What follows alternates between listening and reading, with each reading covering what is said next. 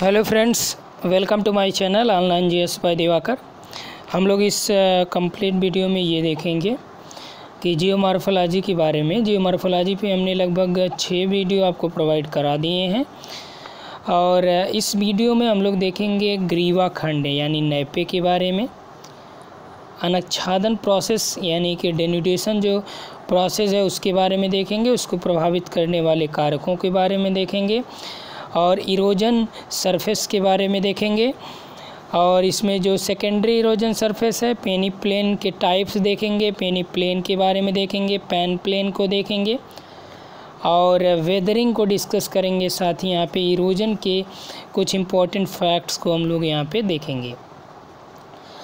और इस वीडियो को आप यदि पहली बार देख रहे हैं या इसको अभी तक चैनल को सब्सक्राइब नहीं किया तो आप इसे सब्सक्राइब करके बेल आइकन को ज़रूर क्लिक करें, क्योंकि यहाँ पे आपको अपडेटेड सिलेबस से कंप्लीट वीडियो कराया जाएगा। और इसके जस्ट बाद हम लोग देखेंगे जियोमॉर्फिक जो साइकिल है, जियोमॉर्फिक इरोजनल साइकिल जो है, उसमें डेविस और पिंक के बारे में हम लोग डिटेल करेंगे जो आपके सिलेबस में दिया गया है। और एक आपको ये न्यूज़ दे देते हैं कि अनअकैडमी का जो लर्निंग ऐप है उसे डाउनलोड कीजिए। वहाँ पे देखिए हमने क्या क्या कोर्सेज़ इंपॉर्टेंट आपके लिए वहाँ पे कराए जा रहे हैं। ये देखिए हमने मॉक टेस्ट एक स्टार्ट किया है और ये आपका न्यू पैटर्न पे पूरा मॉक टेस्ट होगा, आप सामने देख सकते हैं। और ये भी अंडर रिव्यू है, शाम तक ये पब्लिश हो जाएगा। इसमें 5 लेसन हमने ऐड कर दिया है। और इसके बाद यहाँ पे देखिए प्रीवियस 14 ईयर, यहाँ पे 14 साल के प्रश्नों का सॉल्व हम लोग यहाँ पे कर रहे हैं। 7 लेसन उसमें हमने कराया है। और ज्योग्राफी का प्रैक्टिस सेट कर रहे हैं जिसमें ज्योग्राफी ऑफ इंडिया से रिलेटेड है। 9 लेसन हमने कंप्लीट किया। और यहाँ पे देखिए टीचिंग एंड रिसर्च एप्टीट्यूड के जो प्रीवियस ईयर है जून 2014 और दिसंबर का हमने सॉल्व इसमें किया है। और लर्निंग एबिलिटी में आप देखिए यहाँ पे टीचिंग एप्टीट्यूड का हमने 13 लेसन यहाँ पे कंप्लीट किया है। इंपॉर्टेंट प्रोसेस ऑफ इंडिया, यहाँ से प्रोसेस यानी दर्रों से निश्चित तौर पे आपको प्रश्न मिलते हैं, न कि केवल यूजीसी बल्कि सभी भूगोल की परीक्षाओं में। तो यहाँ पे 10 साल के प्रश्नों को सॉल्व करते हुए जो इम्पोर्टेंट फैक्ट्स हैं जो दर्रा का, उसको भी क्लियर किया गया है। यहाँ पे देखिए माउंटेन रेंजेज और पीक को कंप्लीट किया गया है। और उसके बाद यहाँ पे पर्यावरण भूगोल है।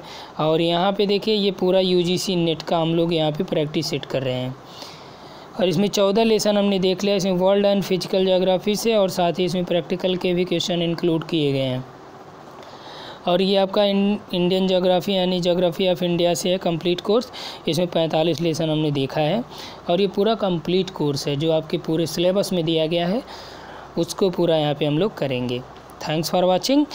और यहाँ पे देखिए अब हम लोग आते हैं जो पूरा हम लोग डिस्कस करने वाले हैं डेनुडेशन प्रोसेस ग्रीवा खंड के बारे में, उसको देखते हैं। तो यहाँ पे आइए हम लोग स्टार्ट करते हैं, ग्रीवा खंड को देखते हैं। ग्रीवा खंड क्या है इसके बारे में यहाँ पे हम लोग डिस्कस करते हैं। तो ग्रीवा खंड को हम लोग नैपे भी कहते हैं।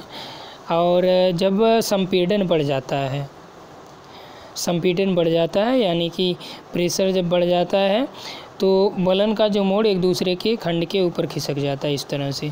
सपोज ये आपका संपीड़न हो गया, ये अधिक बढ़ गया तो ये वाला जो पार्ट है ये इसके ऊपर खिसक जाएगा, इसे हम लोग थ्रस्ट कहते हैं। और जब इसमें प्रेशर, और इस तल को थ्रस्टल तल कहते हैं, थ्रस्ट लेवल कहते हैं। और जब ये अधिक संपीड़ित हो जाएगा तो ये इसके ऊपर, ये वाला पार्ट जो है इसके ऊपर टूट के यहाँ पे बिखर जाएगा इस तरह से, ये वाला यहाँ पे बिखर जाएगा। तो इसे, इस खंड को ही हम लोग ग्रीवा खंड के नाम से जानते हैं। क्या कहते हैं इसे? ग्रीवा खंड कहते हैं। इसका उदाहरण बलित पर्वतों में देखने को मिलता है। आल्पस पर्वत में ग्रीवा खंड का क्रमबद्ध अध्ययन किया गया है। हिमालय पर्वत में भी ग्रीवा खंड देखने को मिलते हैं, जैसे कश्मीर हिमालय में जो वाडिया है, शिमला में पिलग्रिम है, गढ़वाल में अडिन महोदय ने, ये पूछा गया प्रश्न है। तो कश्मीर में वाडिया ने, शिमला में पिलग्रिम ने, गढ़वाल में अदिन ने ग्रीवा खंड का अध्ययन किया। यहाँ पे आप देख सकते हैं ये आपका डायरेक्शन ऑफ फोर्स है, फोर्स का ये डायरेक्शन इधर लग रहा है और इस तरह से यहाँ पे बनाया गया है। और जब ये और प्रेशर पड़ जाता है तो इस तरह से हो जाता है और ये वाला पार्ट आगे यहाँ पे टूट कर यहाँ गिर जाता है। इसे ही हम लोग ग्रीवा खंड के नाम से जानते हैं। नेक्स्ट है क्रस्टल फॉल्ट। फॉल्ट क्रिस्टल, पृथ्वी में जो भूतल है, भूतल में पृथ्वी के अंतर्गत बल द्वारा एक तल के जो सहारे चट्टानों का स्थानांतरण भूपटल विभंग कहलाता है। यानी कि चट्टानों का स्थानांतरण भूतल विभंग कहलाएगा। यह क्षैतिज संवलन के कारण होता है। जब भूतल में तनाव शक्ति सामान्य होती है तो चटकनें पड़ती हैं, इस तरह से चटकन हल्का फुल्का आती है। परंतु जब यह अधिक प्रबल होती है तो इसमें स्थानांतरण होने लगता है, इस तरह से। और जिस तल के सहारे होता है उसे फॉल्ट प्लेन कहते हैं। और यह चट्टानों का स्थानांतरण जिस पैमाने पर होता है इसे ही हम लोग भ्रंश, ये पूरा आपका क्या कहलाएगा, ये आपका यही भ्रंश कहा जाएगा। नेक्स्ट आइए हम लोग यहाँ पे देखते हैं अनाच्छादन यानी डेनुडेशन क्या है। डेनुडेशन का जो अर्थ होता है किसी प्रदेश के अनाच्छादन इतिहास की जो पुनर्रचना, उसके बारे में। इसकी अवधारणा देख लीजिए। समय के साथ स्थल रूप में परिवर्तन होता है। इसमें यूनिफॉर्मिटिज्म यानी कि एकरूपतावाद के रूल्स फॉलो होता है। पृथ्वी के इतिहास की चक्रीय प्रकृति होती है। पॉलिम्सेट स्थलाकृति होती है। डेविस का चक्रीय मॉडल भी इसमें फॉलो किया जाता है। अब आते हैं हम लोग पॉलिम्सेट जो स्थलाकृति, उसे क्या कहते हैं। ये उसे कहते हैं जिसमें स्थलाकृति समय के साथ अपक्षय और अपर्दन होता है, यानी कि अनाच्छादन। तो अनाच्छादन क्या है, जब अपक्षय और अपर्दन प्रक्रिया समय के साथ हो तो इस क्रिया में बड़े पैमाने पर परिवर्तन होता है, बार बार होता है। नई स्थलाकृति का निर्माण होता है, पुराने का कुछ भाग बचा रहता है। तो यही आपका पॉलिम्सेट स्थलाकृतियाँ होती हैं। अब हम लोग देखते हैं डेनुडेशन को अफेक्ट करने वाले फैक्टर्स क्या हैं। कौन कौन से कारक डेनुडेशन प्रोसेस को अफेक्ट करते हैं, प्रभावित करते हैं। इसमें आपका वेदरिंग प्रोसेस है यानी अपक्षय, इरोजनल प्रोसेस है यानी इरोजनल फोर्सेस है, अपर्दन बल है, क्लाइमेट है, ये आपका डेनुडेशन को प्रोसेस जो अफेक्ट करती है, रॉक्स के टाइप्स, रॉक्स के प्रकार, और ह्यूमन एक्टिविटी भी प्रभावित करता है। हम लोग देखते हैं कि इरोजन सरफेस क्या है। इरोजन सरफेस, अपर्दन सतह, अनाच्छादन प्रक्रिया के परिणाम स्वरूप विभिन्न चट्टानों द्वारा जो निर्मित लगभग समतल या निम्न ऊंचाई वाले जो अपशिष्ट पहाड़ियों वाली सतह होती है, वही आपका इरोजनल सरफेस कहलाती है। जो इसके टाइप्स हैं उसको देख लेते हैं हम लोग। मुख्य उपर्दन सतह कौन कौन सी हैं। पेनी प्लेन है जिसे डेविस ने दिया, पैन प्लेन है क्रिकमे ने दिया, और पेडी प्लेन है। पेनी प्लेन किसने दिया, Davis, pad plane LC king, pan plane क्रिकमे। हम लोग इसमें देखते हैं आगे जो सेकेंडरी इरोजनल है, हमने प्राइमरी देखा। सेकेंडरी में आपका घाटी के पार्श्वों का सोपान का निर्माण होता है, नदी वेदिका बनती है, सागरीय सोपान बनती है और सागरीय वेदिका बनती है। अब हम लोग देखते हैं कि जो पेनी प्लेन कॉन्सेप्ट है उसके बारे में। तो इसमें आपका पेनी प्लेन जो है डेविस के द्वारा दिया गया। किसके द्वारा दिया गया, ये डेविस के द्वारा दिया गया। और यह जलीय अपर्दन चक्र की अंतिम अवस्था है जिसे हम लोग संप्राय मैदान के नाम से जानते हैं। यह मोनाड नाक युक्त उर्मिल यानी पोलिंग सरफेस होती है। इसका ढाल अवतल होता है इस तरह से, जैसे आपका साइबेरिया का पेनी प्लेन।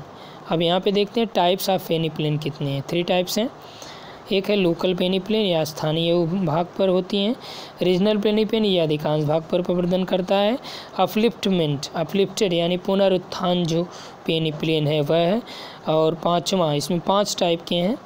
तो मुख्यतः 3 टाइप के हम लोग देखते हैं, लेकिन चौथा है पुनर्जीवित यानी रिजुवनेटेड।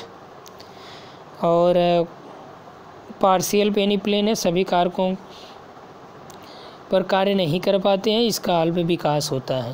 तो ये आपका इस तरह से दिया गया है पेनी प्लेन के 5 प्रकार। आइए नेक्स्ट हम लोग देखते हैं यहाँ पे पैन प्लेन। आइए आपका देखिए क्वेश्चन पूछा गया है, इस पे दोनों पे पूछा गया है। तो पैन प्लेन क्या होता है, ये CH के रूप में दे दिया। यह अपर्दन चक्र की अंतिम अवस्था में पैन प्लेन बनता है। जो कई बाढ़ के मैदानों को मिलने से बनता है। जैसे आपका गोदावरी और कृष्णा नदियों की बाढ़ के मैदान को मिला देंगे तो वो भी एक आपका पेनप्लेन ही हो जाएगा। पूर्वी तटीय मैदान, यहाँ पे देखिए दिया भी है, पूर्वी तटीय मैदान के नदियों के बेसिन लगभग मिल जाते हैं तो इसे पेनप्लेन कहा जाता है। पेडी प्लेन एल.सी. किंग ने दिया था। इसने ये बताया कि घाटी के पार्श्व पर निर्मित समतल व सपाट जो स्थल रूप है जिसका ढाल 10 से लेकर 50 डिग्री के आसपास होता है तो वो आपका पेडी प्लेन कहा जाता है। क्या कहा जाता है? पेडी प्लेन कहा जाता है। अब हम लोग आते हैं अपक्षय पे, यानी वेदरिंग। आर्थर होम्स महोदय ने इसके बारे में क्या कहा? अपक्षय उन विभिन्न भूपृष्ठीय प्रक्रियाओं का प्रभाव है जो कि चट्टानों को नष्ट होने तथा विघटन में सहायता प्रदान करते हैं बशर्ते कि ढीले पदार्थों का बड़े पैमाने पर परिवहन ना हो। यानी कि जब काट छाँट होता है चट्टानों में तो वो आपका वेदरिंग होता है। जब उसमें अपवाह हो जाता है, प्रवाह हो जाता है, परिवहन हो जाता है तो वो आपका अपर्दन हो जाता है, इरोजन हो जाता है। नेक्स्ट है अपक्षय जो है चट्टानों के टूट फूट की वह क्रिया है जिसके अंतर्गत चट्टानें विघटित, वियोजित या ढीली पड़कर विदृढ़ होकर अपने स्थान पर ही रहती हैं। कई क्रियाओं से होता है, इसमें भौतिक क्रियाएं ताप, जल, फ्रॉस्ट द्वारा चट्टानें झीले पड़ने की, विघटन और रासायनिक कारकों द्वारा जैसे ऑक्सीडेशन, हाइड्रेशन, कार्बोनेशन आदि से चट्टानें कमज़ोर और ढीली पड़ जाती हैं तो इसी प्रक्रिया को वियोजन कहते हैं। नेक्स्ट है अपक्षय को नियंत्रित करने वाले कारक। इसमें आपका चट्टान के संगठन और संरचना होती है, स्थल रूप का ढाल, जलवायु में भिन्नता, वनस्पति का प्रभाव। और इसमें हम लोग देखते हैं कि अपक्षय के प्रकार कौन कौन से हैं। तो पहला आपका भौतिक अपक्षय, यांत्रिक अपक्षय, और दूसरा रासायनिक अपक्षय, तीसरा जैविक अपक्षय। भौतिक आपका जल द्वारा अपक्षय सूर्यातप से, तुषार से, वायु से और दाब से। रासायनिक अपक्षय में ऑक्सीडेशन की वजह से कार्बोनेशन, कार्बनीकरण, हाइड्रेशन, जलयोजन और डेसिलेशन।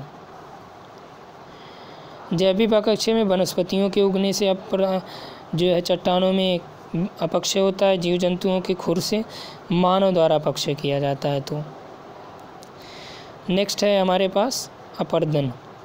अपर्दन किसे कहते हैं कि चट्टानों का जब टूट फूट जाए और अपने स्थान से हट जाए तो ये आपका अपर्दन होता है।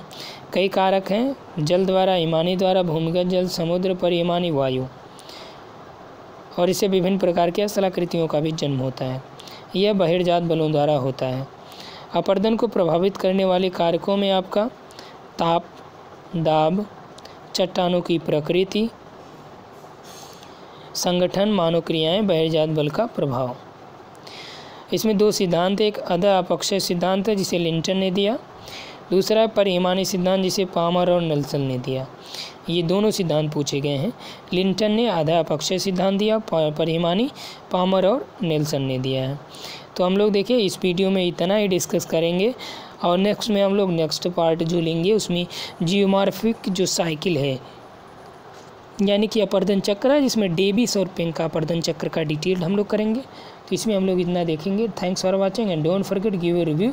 अपने ज़्यादा से मित्रों को शेयर कीजिए ताकि इसका प्रॉफिट उन लोगों को मिल सके, और अपना कमेंट निश्चित तौर पे दीजिए जो भी जैसा भी आपको ये वीडियो लगे, क्योंकि आपका कमेंट हमारे लिए इम्पोर्टेंट होता है। उसी के अकॉर्डिंग यहाँ पे वीडियो आपको प्रोवाइड कराए जाएंगे। Thanks for watching and don't forget give a review. और अनअकैडमी के जो लर्निंग प्लेटफॉर्म है वहाँ पे न केवल आपका एक एजुकेटर मैं ही हूँ बल्कि वहाँ पे आपको हज़ारों एजुकेटर मिल जाएंगे जो आपका केवल UGC नेट पढ़ाते हैं।